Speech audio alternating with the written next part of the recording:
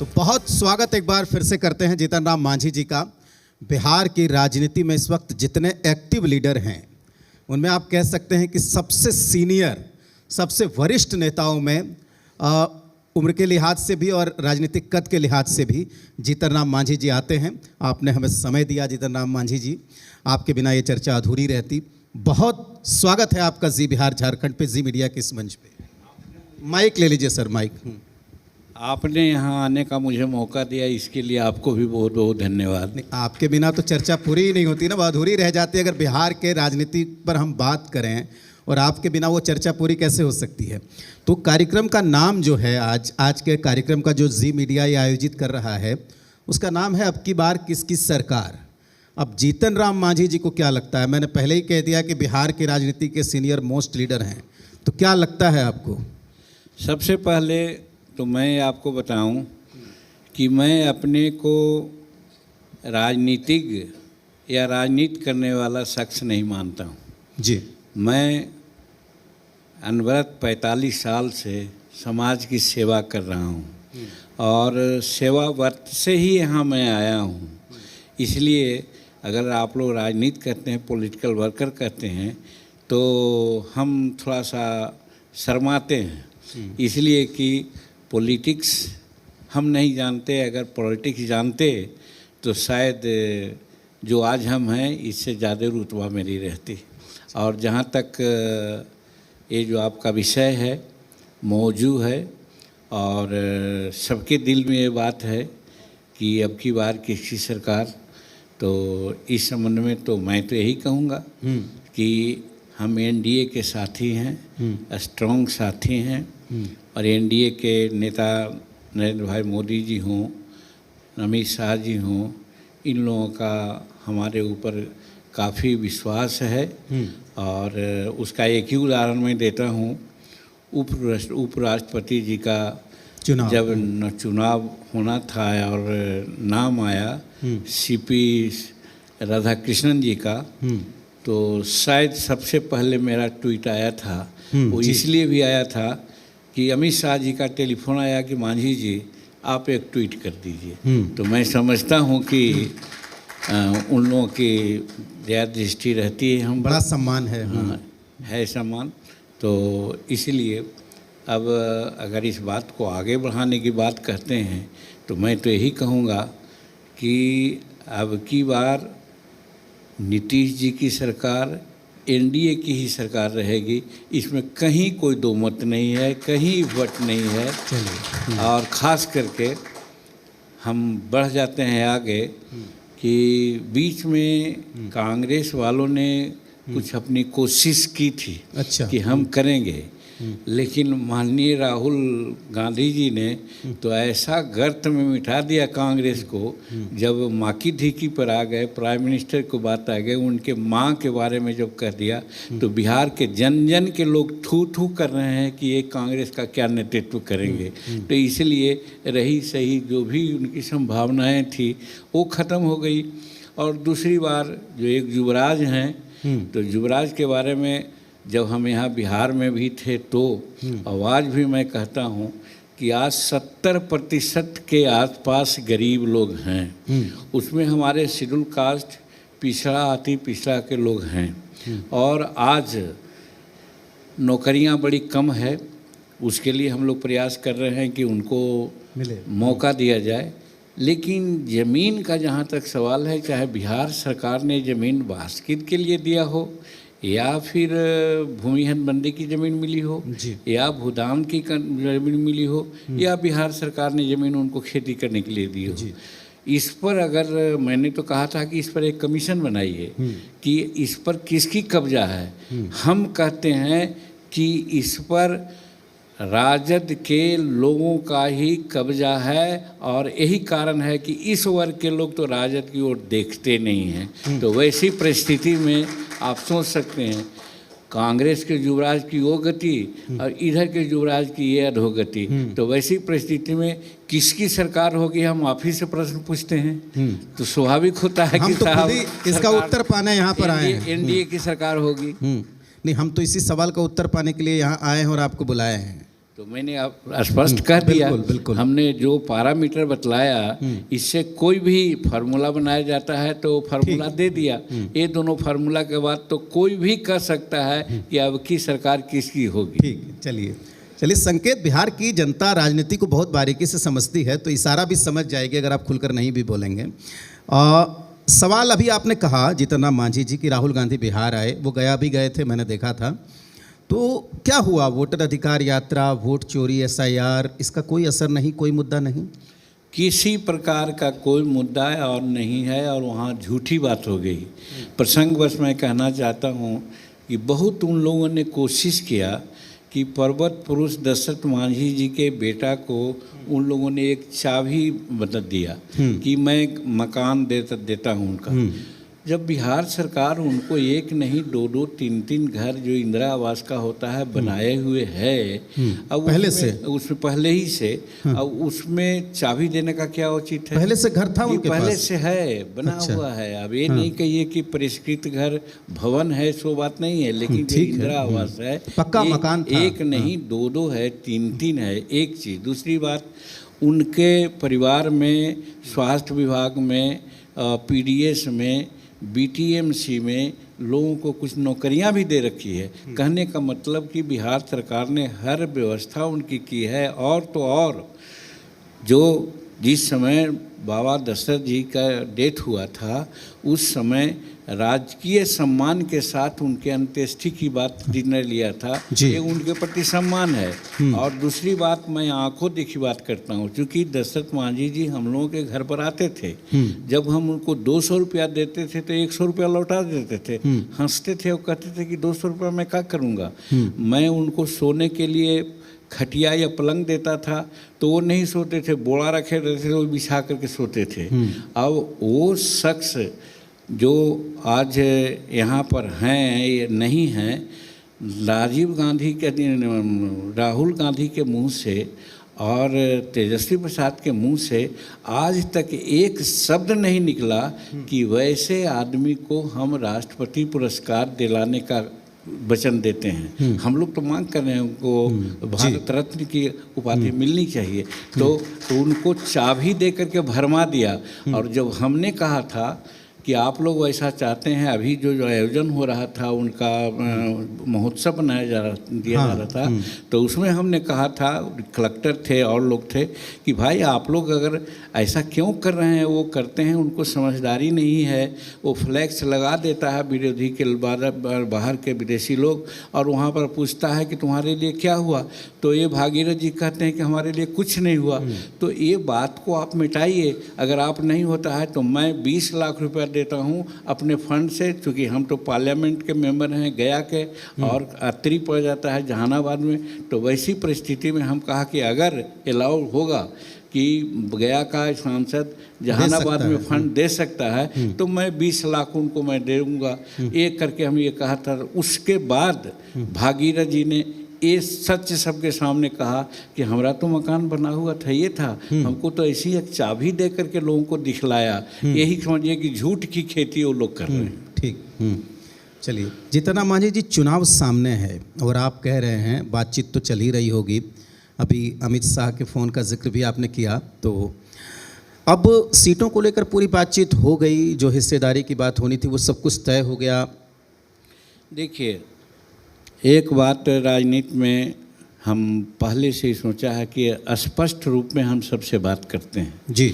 आज से 1.5-2 महीना पहले अमित शाह जी से हमने कहा था जी कि NDA में किनको कितना सीट पर लड़ना है ये साहब तय हो जाना चाहिए।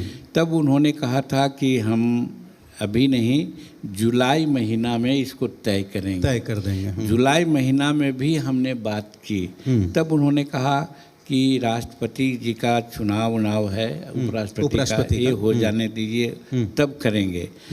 आज भी एक संदर्भ में कैबिनेट की बैठक में थे तो हमने एक संदर्भ में उनसे बात किया कि अब तो कुछ हो जाना चाहिए। तो उन्होंने यही कहा, ठीक है भैया, मैं कर रहा हूँ। तो अभी स्थिति यही है।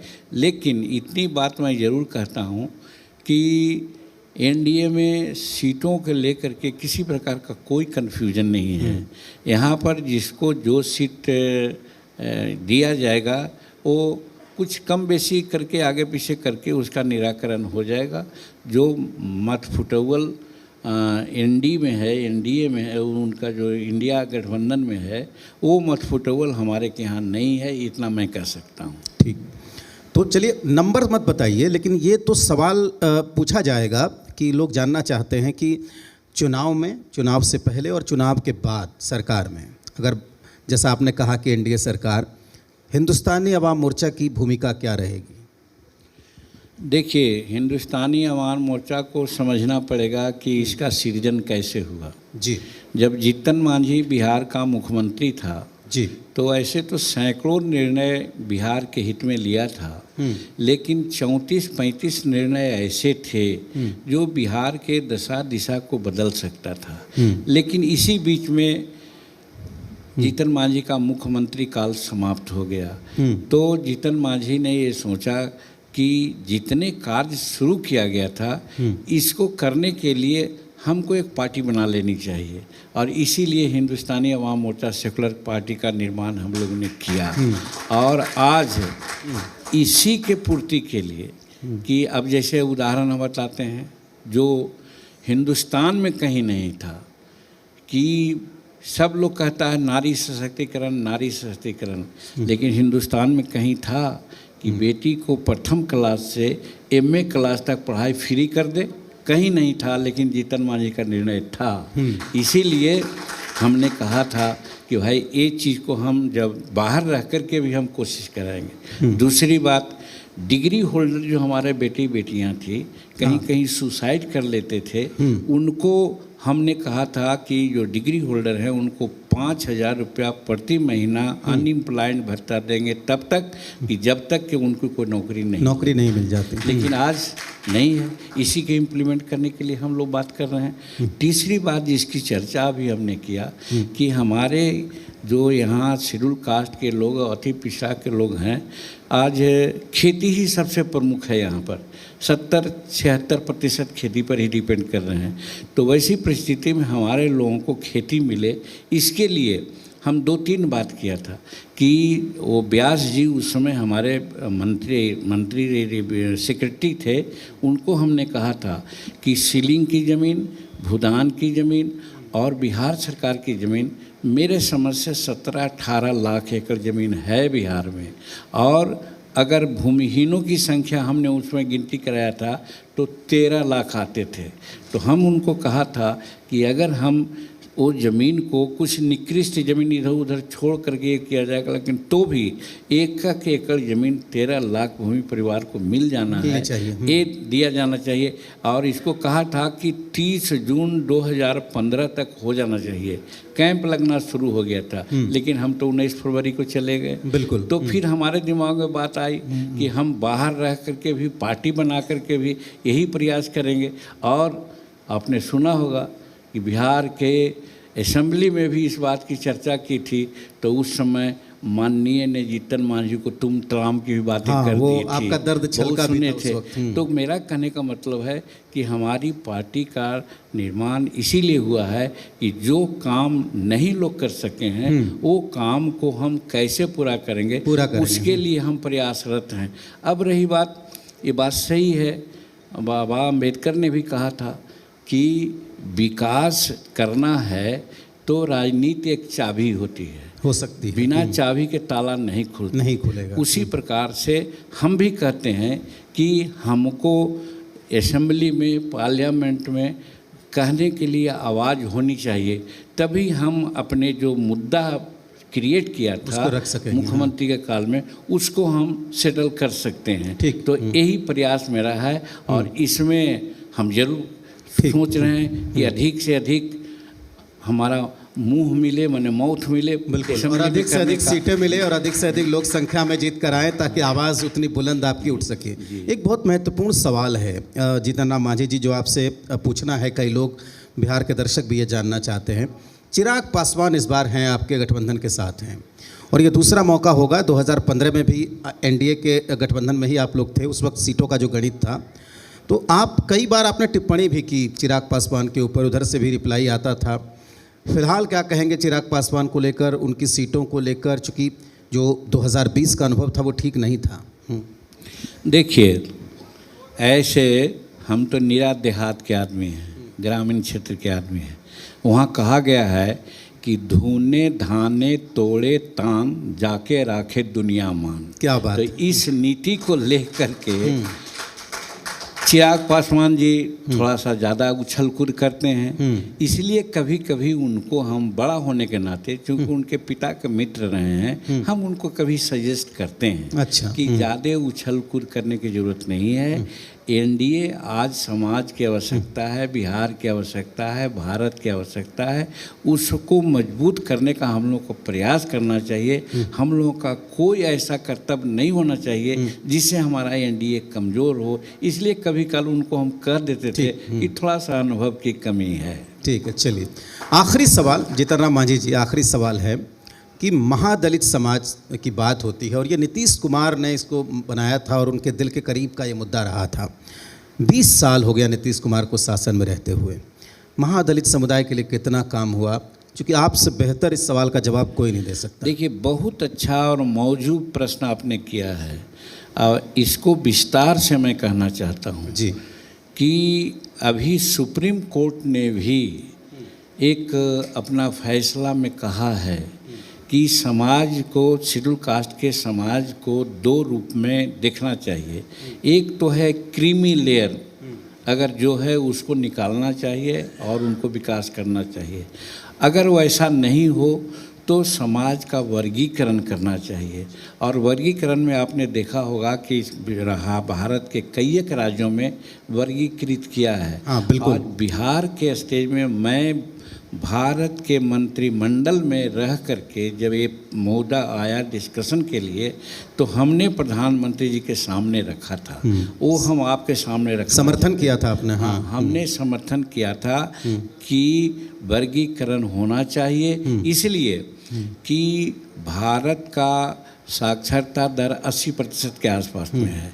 बिहार की साक्षरता भी 76-77% के आसपास में है। लेकिन शेड्यूल कास्ट की बात अगर जोड़ते हैं तो उसका लिटरेसी रेट 30% है। यहाँ पर एक बात हम उल्लेख करना चाहते हैं कि बाबा अम्बेडकर ने भी कहा था कि जो समाज पढ़ेगा वही बढ़ेगा, और शिक्षा शेरनी का दूध होता है, जो पिएगा वही दहाड़ेगा। तो इसलिए जब हमारे कहाँ 80% और कहाँ हम 30%, और उसमें भी हम यहाँ कहना चाहते हैं अदब के साथ अपने भाइयों को, वो बेशक हमारे भाई हैं, लेकिन अगर 22 जातियां हैं बिहार में शेड्यूल कास्ट में, तो 22 जातियां में 18 ऐसी जातियां हैं जिनकी साक्षरता दर 15% से नीचे है, कम है। और 4% ऐसे लोग हैं जो 25 से लेकर के 42% तक उनकी जनसंख्या है। और यही कारण है कि उन लोगों में इंजीनियर, डॉक्टर, प्रोफेसर, जज, कलेक्टर, एसपी हैं। अगर इसको गणना कर दिया जाए तो ये जो 18 जातियां हैं, अगर सर्विस एज ए होल का क्लास 4 को छोड़ दिया जाएगा तो इनकी जनसंख्या प्रतिशत जो होगा 95% में वो 4 भाई हैं और 4-5% में ये 18 भाई हैं। इसीलिए इसका वर्गीकरण होना चाहिए। नीतीश कुमार ने सबसे पहला उदाहरण दिया था कि दलित और महादलित बनावें, और इसीलिए उन्होंने इसी तरह से 18-22 जातियों को पहले रखा, लेकिन फिर हल्ला हुआ तो सबको उन्होंने घाल-मेल कर दिया। डर गए वो, क्योंकि वो जो 4 जातियां हमारे हैं उनके पास धन भी है, बुद्धि भी है। ये क्या मान लें कि आप इसको मुद्दा चुनाव में बनाएंगे? इसको हम तो आपके माध्यम से कह रहे हैं कि इसको अगर लॉजिकल कहा जाएगा तो बड़े भाई हमारे हैं, उनको हम पर दया करना चाहिए, और दया करने से हमको उनको ऐसा कोशिश करना चाहिए कि हम भी उनके साथ हो जाएं, उनके लेवल में चले जाएं।